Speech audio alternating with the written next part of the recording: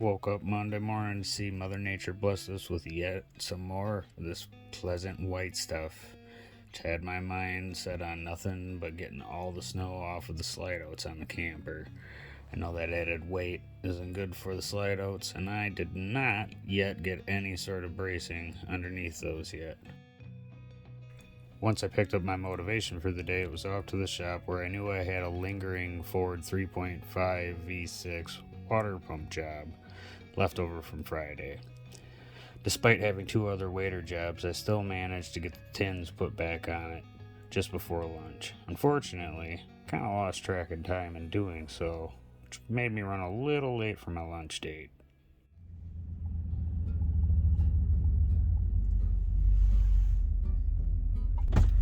Dolly! Luckily, she loves me and she didn't mind so much. Coming back from lunch, though, I was reminded of yet again another thing I need to get done this week: getting Stormtrooper ready to be winterized and prepped for storage for winter. Now that I got the Expo, I'm hoping this is the most snow this thing will see all year.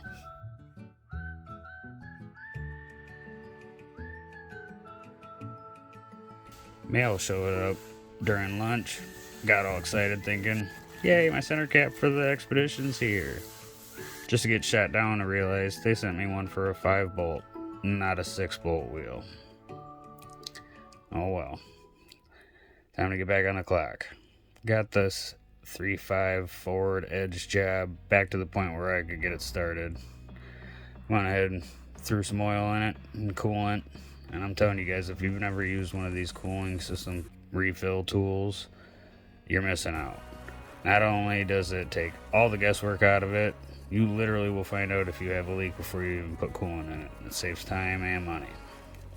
Puts the whole cooling system under vacuum. Once you reach your desired vacuum, you go ahead and flip the valve open, and she'll suck the coolant in. Now it's time to twist its tail and see if I did a good job or not. Had me startled there for a second.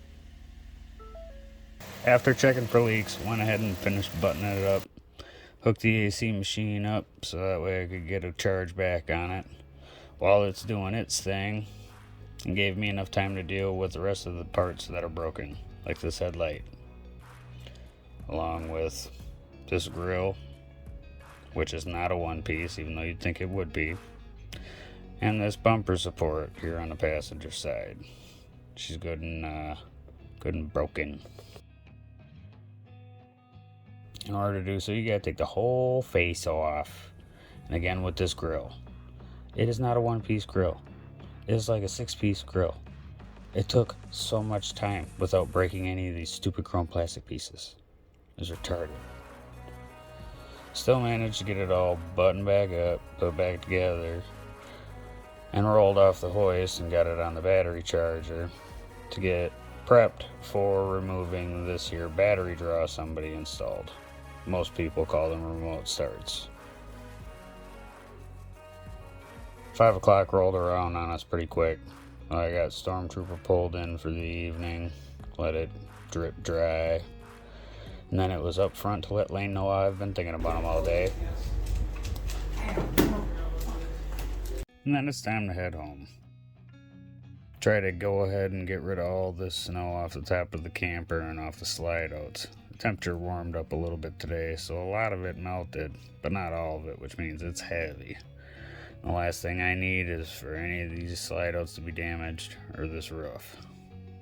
I went ahead and got most of the snow pushed off just in the nick of time.